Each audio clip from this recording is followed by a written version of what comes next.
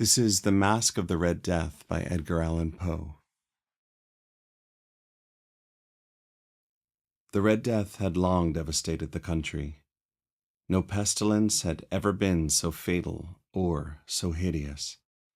Blood was its avatar and its seal, the redness and the horror of blood. There were sharp pains and sudden dizziness, and then profuse bleeding at the pores with dissolution. The scarlet stains upon the body, and especially upon the face of the victim, were the pest ban, which shut him out from the aid and from the sympathy of his fellow men.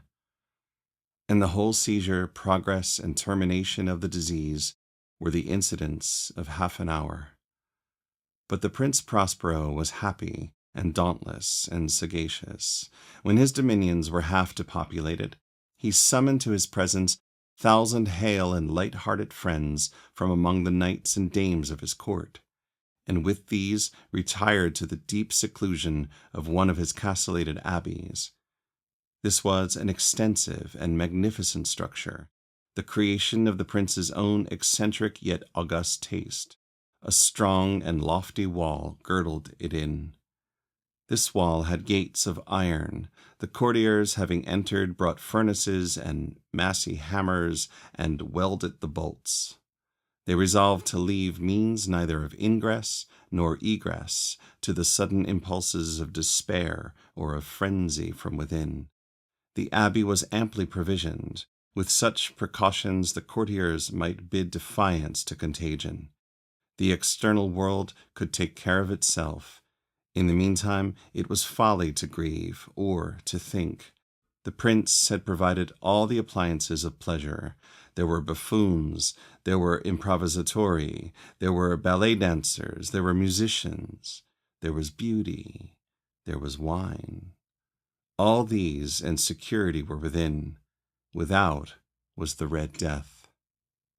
It was toward the close of the 5th or 6th month of his seclusion, and while the pestilence raged most furiously abroad, that the Prince Prospero entertained his 1,000 friends at a masked ball of the most unusual magnificence.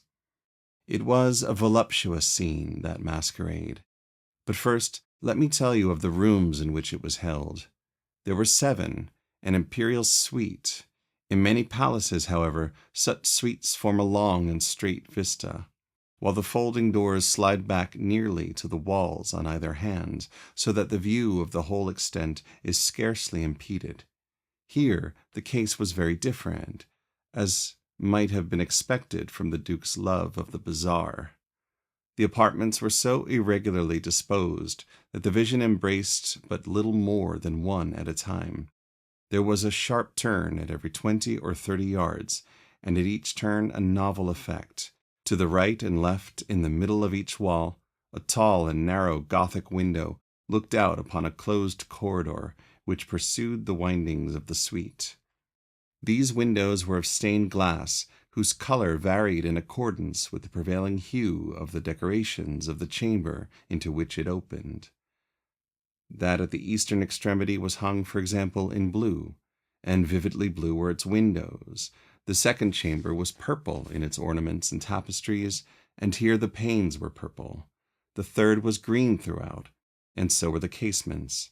The fourth was furnished and lighted with orange, the fifth with white, the sixth with violet. The 7th apartment was closely shrouded in black velvet tapestries that hung all over the ceiling and down the walls, falling in heavy folds upon a carpet of the same material and hue. But in this chamber only, the color of the windows failed to correspond with the decorations. The panes here were scarlet, a deep blood color. Now, in no one of the 7 apartments was there any lamp or candelabrum. Amid the profusion of golden ornaments that lay scattered to and fro or depended from the roof, there was no light of any kind emanating from lamp or candle within the suite of chambers. But in the corridors that followed the suite there stood, opposite to each window, a heavy tripod, bearing a brazier of fire that projected its rays through the tinted glass and so glaringly illumined the room. and thus were produced a multitude of gaudy and fantastic appearances.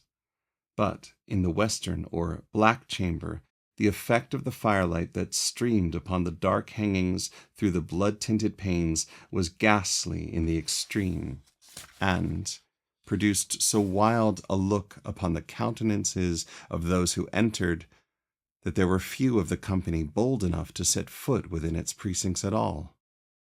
It was in this apartment also that there stood against the western wall a gigantic clock of ebony.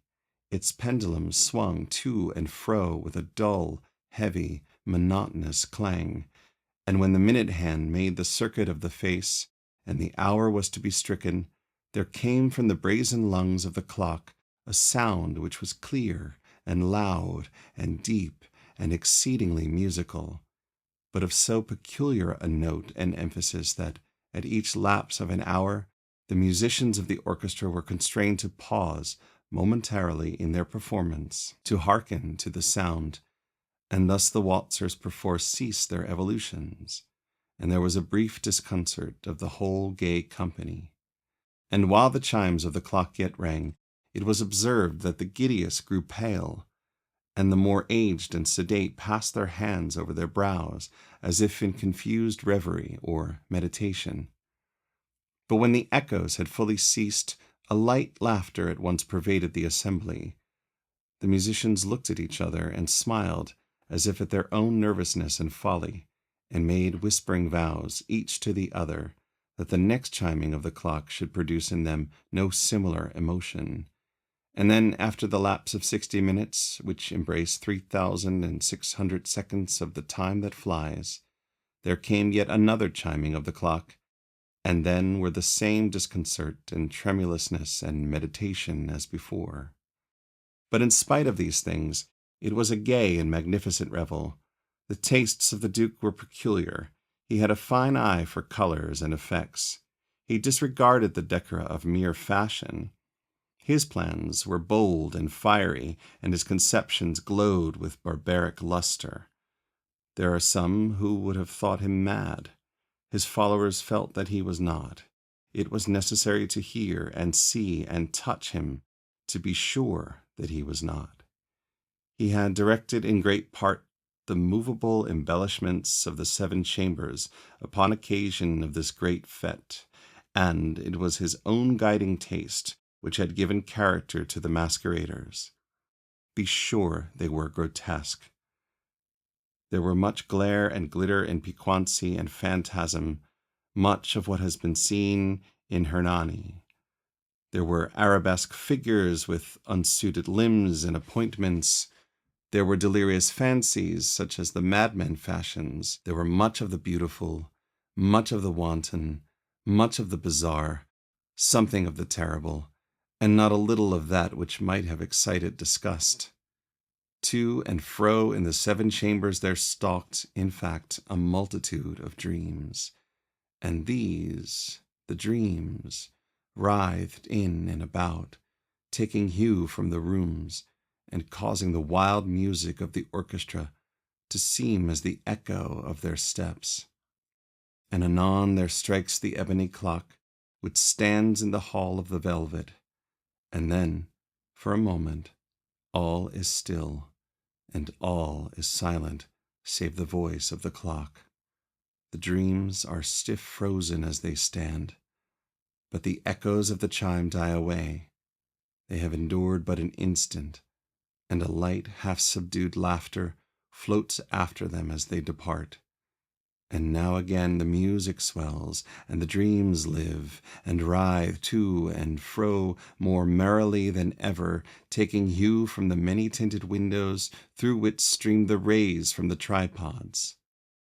But to the chamber which lies most westwardly of the 7 there are now none of the maskers who venture, for the night is waning away, and there flows a ruddier light through the blood-colored panes, and the blackness of the sable drapery appalls, and to him whose foot falls upon the sable carpet there comes from the near clock of ebony a muffled peal more solemnly emphatic than any which reaches their ears, who indulge in the more remote gaieties of the other apartments.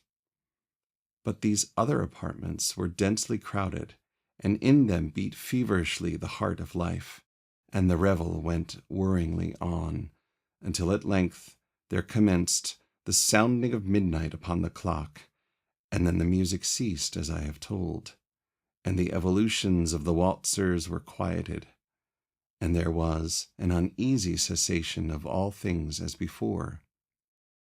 But now there were 12 strokes to be sounded by the bell of the clock, and thus it happened, perhaps, that more of thought crept, with more of time, into the meditations of the thoughtful among those who revelled, and thus too it happened, perhaps, that before the last echoes of the last chime had utterly sunk into silence, there were many individuals in the crowd who had found leisure to become aware of the presence of a masked figure which had arrested the attention of no single individual before. And the rumor of this new presence having spread itself whisperingly around, there arose at length from the whole company a buzz or murmur expressive of disapprobation and surprise, then finally of terror, of horror, and of disgust. In an assembly of phantasms such as I have painted, it may well be supposed that no ordinary appearance could have excited such sensation. In truth, the masquerade license of the night was nearly unlimited, but the figure in question had out-Heroded Herod, and gone beyond the bounds of even the prince's indefinite decorum.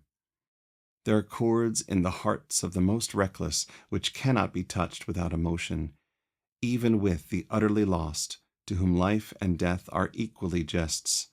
There are matters of which no jest can be made.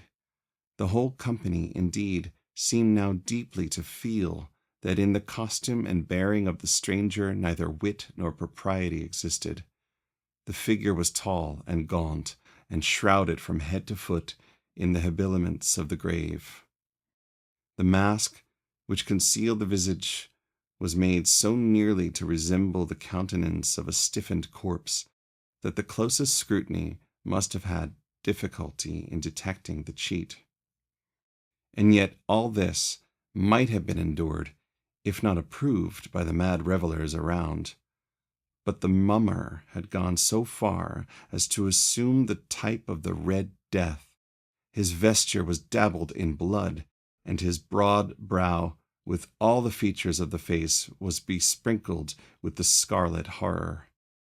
When the eyes of Prince Prospero fell upon this spectral image, which, with a slow and solemn movement, as if more fully to sustain its role, stalked to and fro among the waltzers, he was seen to be convulsed in the first moment with a strong shudder either of terror or distaste, but in the next his brow reddened with rage. "Who dares," he demanded hoarsely of the courtiers who stood near him, "who dares insult us with this blasphemous mockery?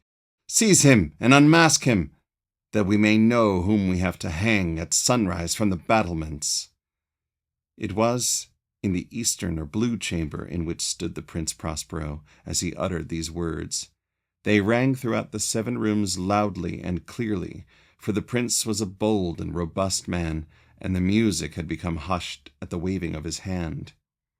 It was in the blue room where stood the prince, with a group of pale courtiers by his side. At first, as he spoke, there was a slight rushing movement of this group in the direction of the intruder, who, at the moment, was also near at hand, and now, with deliberate and stately step, made closer approach to the speaker.